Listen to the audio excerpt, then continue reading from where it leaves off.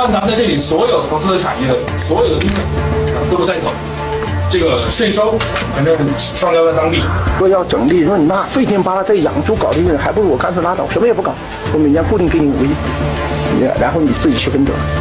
大家好，今天是2026年的7月19号。还记得那个让王健林留下全部利润的年轻县长吗？就在7月16日，曾经硬刚王健林的80后干部徐留卫被查，这个话题一下子上了热搜。一起来看看怎么回事，请看视频。那个在会议室里板着脸和万达高层过招的县长被查了，彼时意气风发，如今令人唏嘘。7月15号，贵州省市场监督管理局党组成员徐留卫涉嫌严重违纪违法，官宣落马。80后听官，曾经的全国脱贫攻坚先进个人，通报没披露具体细节，但很多人看到消息第一时间想到的是10年前那段刷屏的视频。2014年，万达想探索整县承包扶贫，起初丹寨不在候选名单上，时任丹寨县长徐留卫听说后主动汇报，反复争取，硬是把丹寨塞得进去。视频画面显示，年轻的县长面对王健林娃娃脸，但开口就撂了硬话：万达在这里所有投资的产业的所有的利润都不带走，这个税收反正上交在当地，所有的利润全部注入我们万达基金，让那个和县政府共同来监管。翻译过来就是，来了就别想走，赚了也别想带走。一位万达高管后来总结丹寨胜出的原因，措辞很体面，县领导积极有干劲。但是看过视频的人对当时的画面争议较大，出发点没得挑，贫困县想脱贫，干部想干事。当时舆论很包容，觉得年轻人为了百姓强势一点怎么了，甚至给他点赞。但如果这种霸气长期得不到审视和约束，就会让人产生一种错觉，这就是干成事的标准姿势。果断和霸道分寸只在一丝一毫之间。当他习惯了用这种方式推进工作，权力的边界就会在理所当然中一点点模糊。后来万达确实投了14亿元，丹寨按期脱贫。2021年，徐留卫获评全国脱贫攻坚先进个人，功劳里确实有他主动争取的成分，但更应该看到，真正投入真金白银的是企业，真正在一线流汗的是干部群众。一个霸气就能搞定14亿，那这种念头一旦生根，对权力的敬畏就容易失守。徐留卫的履历确实很顺，人大学霸，32岁当县长，39岁升副厅，每一步都踩在点上，顺利本身不是问题。问题在于，当一个人手握权力又缺少足够的约束时，那份为达目的可以不择手段的冲动，会不会一步步蚕食掉应有的敬畏？很多时候我们鼓励年轻干部有闯劲，但该指出的问题也要及时指出，否则容易造成一种错觉，只要主观愿望好，什么手段都合理，什么吃相都可以。今天在谈判桌上对企业强势，明天在其他领域会不会同样失去了边界？回顾徐留卫的从政轨迹，从丹寨到毕节，再到省政府副秘书长，最后落马省市场监管局，一路走来，不缺成绩，不缺光环，但光环之下是否也掩盖了一些不该被掩盖的东西？媒体报道的积极有干劲与视频画面呈现的盛气凌人放在同一个人身上，恰恰说明一个问题：很多时候我们对年轻干部的闯劲给予了太多宽容，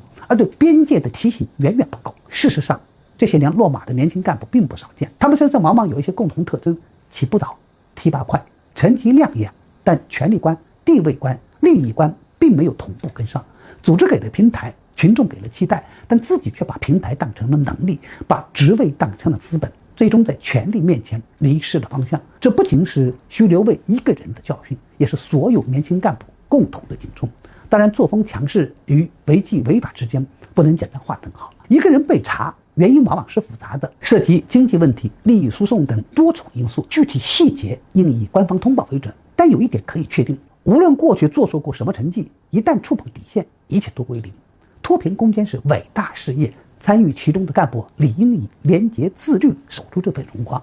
再大的功劳也不是违法乱纪的挡箭牌。目前官方尚未披露具体违法事实，公众不妨等等，以权威信息为准。但徐留卫案留给所有年轻干部的警示是清晰的，再顺的仕途也抵不过一次底线失守，再亮的成绩单也盖不住一纸通报。别等通报出来了才后悔没早点想明白。看到这个事件，也许大家并不觉得新奇，因为天下乌鸦一般黑嘛。特别是在东大这片土地上，没有不贪的官，具体因为什么原因被查，要等到后续官方的通报了。但我想说的是，就算通报出来，也不一定是全部的真相吧。毕竟很多信息都是被阉割完才释放出来给我们看的，好吧？最近呢，还有一个关于保险的事件非常火爆。深圳1965年出生的陈先生，30年前买的人保寿险，保险公司承诺60岁后每个月可以领取50万元，现在保险公司却说不能算数，听起来是不是很气愤，毫无契约精神啊？一起来看看怎么回事。30年前买的保险，本来按照约定，现在每个月就能领50万呢，可人保险公司却说不能算数。深圳的陈先生1995年买了份养老保险，每年缴费4055，坚持缴费了30年。注意啊，90年代4000多块，在那个还讲究万元户的年代，这绝对是一笔巨款。按当时金价100块一克来算，现在已经翻了10倍。不过呢，交这么多钱当然是有回报的。那保单上白纸黑字清楚写着，年满60多岁以后，每个月可以领取50万元。你这么算下来，一年就是600万，10年6000万。那陈先生要是活到80岁，能领1亿多呢。可保险公司只给陈先生兑付了1个月，然后就拒绝履行合同。人咋说啊？你看你一年缴费4000多，连续缴30年也才缴了12万啊！你就想每月领50万了，你想啥呢？啊，这是因为当时我们设备不完善，员工疏忽了，把一次性领取误写成了按月领取，属于操作失误。而且啊，30年过去了，涉事员工去哪儿我们也不知道。显然保险公司的意思是这份保险合同存在重大误解，应当撤销。但是我们看民法典，当事人自民事法律行为发生之日起5年内没有行使撤销权的，撤销权消灭。那这会儿已经过了足足30年了，保险公司的撤销权当然也就没有了。而且啊，你看咱平时买份保险，你别说30年，你就15天过了，咱发现里边有些条款跟自己最初以为的不一样，想把保险撤回来，保险公司就一句话，犹豫期已过，那就能给你怼回来。再者说，陈先生连续缴费30年，交钱的时候保险公司从来没有说过有啥问题啊，那到现在领钱的时候才说有问题，您早干嘛了？所以目前陈先生已经起诉了保险公司，要一个说法。该案将于7月13日在深圳市宝安区人民法院开庭审理，全网的朋友们也都在盯着，我们得看一下保险公司究竟有没有契约精神，还能不能信。哎呀，说回来，大家对保险公司为啥这么大的意见呢？那就因为啊，在过去很多年里，一些保险公司的业务员为了把这个产品卖出去，那是满嘴跑火车。那有人买份医疗保险，买的时候承诺这也赔那也赔，到用的时候一会儿说这个属于先天原因导致不能赔啊，那个是没达到合同约定的手术标准也不能赔。你看，有人一辈子啊省吃俭用买了份养老保险，本来以为能给孩子减轻负担，结果钱是交上去了，才发现保险公司文字游戏，要等到孩子满80岁才能领这笔钱。还有啊，就是人家只是去银行存个钱，被业务员3言2语一通说，稀里糊涂买了份保险。至于这份保险收益怎么样啊，风险有多高，那是一问3不知。你就想吧，保险公司那个合同密密麻麻那么多小字，普通人根本不可能逐字去研究。那一些保险公司就是吃准了这一点，各种钻空，各种甩锅。等您发现问题，再想把钱退回来，保险公司也是100个不乐意，还要扣这扣那，连本金都拿不回来。哎呀，现在情况反过来了，保险公司自己要吃亏了。你轻飘飘一句操作失误，休想把这个事儿翻过去。感情双方签订的合同，解释权只在您这一方，全您说了算，天底下哪这种好事？原定于7月13号开庭审理这个案子，但官方公布已经延期了。背后的原因引发了热议，有网友猜测私下已经达成和解了，也有的说不会再开庭了。一起来听听这位网友说的有没有道理，直接看视频。大家不用再等开庭了，深圳月领50万天价养老保单纠纷案，双方私底下已经在协商谈判。这是很多网友在我的评论区留言。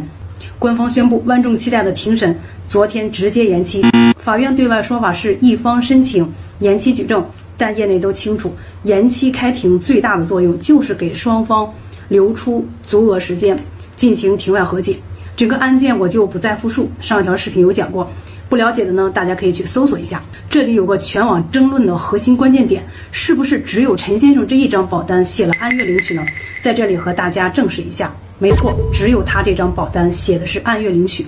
当年陈先生还给爱人买了同款同期同一家公司的保险，妻子那张保单呢清清楚楚标注着一次性领取，两张保单形成鲜明的对比，也变成保险公司手里最重要的证据。保险公司以此证明这款产品原始设计只有一次性领取方案，陈先生这份属于录入乌龙。那么站在投保人这边，逻辑同样很硬。保单是保险公司单方面打印，多重审核盖章生效。既然系统能够打出2种领取方式，不能单方面定性就是笔误。整整30年，保险公司每年正常扣费，还凭借这份保单给陈先生办理保单贷款，长达30年没有提出任何文字错误。法律明确规定，重大误解撤销权最长只有5年，保单生效30年，保险公司早就失去了单方面修改合同的权利，两边证据相互拉扯，也是这场官司难判的根本原因。很多人疑惑，为什么热度这么高的案子不按时开庭审理，反而选择了延期？我将站在投保人、保险公司、法院3个角度和大家分析一下底层逻辑。第一，投保人陈先生手握盖章保单，完整的缴费流水，法律层面优势明显，但客观现实也要理性看待。如果法院支持终身每月领50万，长期赔付金额高达上亿，争议极大。一旦正式宣判，保险公司大概率上诉，1审、2审来回的拉扯，时间成本、精力成本非常高。如果能够拿到一笔合理补偿，一次性落袋也是现实的选择。第二，保险公司为什么愿意坐下来协商？一旦法院判决支持按月领取50万，会形成震动整个保险行业的标杆案例。大量90年代、00年代有瑕疵的老保单会集中发起诉讼，引发连锁风险。而且这件事全网持续发酵，如果当庭激烈辩论，舆论压力巨大，加上保险公司自身存在的明显的管理漏洞，30年没能发现所谓的路路错误，庭审之中很难占据舆论优势。相比硬刚到底，和解赔付可以控制损失上限。第三，法院的审理思路，这种关注度极高、标的巨大的保险纠纷，法院优先推动调解。如果完全支持投保人，上亿赔付明显脱离保费对象，违背保险精算与公平原则；如果完全支持保险公司，认定单纯的笔误，又会让所有持有长期劳保单的普通人没有安全感。一纸决判，无论偏向哪边，都会引发巨大的争议。调解和解是最容易做到案结事了的处理方式。昨天给大家预判了案件的3大走向。第一种概率极高的就是双方达成庭外和解，保险公司折中给出一笔一次性补偿金，双方签署协议，原告撤诉，大概率附带保密协议，最终赔付金额不会对外公开，这也是同类巨额保单纠纷最常见的结局。第二种就是谈判破裂，案件重新排期开庭，法院大概率不会一刀切判决终身按月50万，会结合90年代市场的利率、同期同类保单的收益，调整每月领取的金额，平衡契约精神和公平原则。第三种就是概率极低了，全盘采信保险公司的说法，仅一次性赔付50万。想要实现这个结果，保险公司需要一套完整闭环证据链，难度非常的大。网上传言双方已经私下谈妥，目前没有任何官方的消息证实，大家一定要理性的看待，不要轻信小道消息。但可以确定的是，这次开庭延期就是留给双方最后的谈判窗口期。大家怎么看？欢迎在评论区说说你的看法。最后还是希望大家多多点赞、评论、订阅，谢谢大家。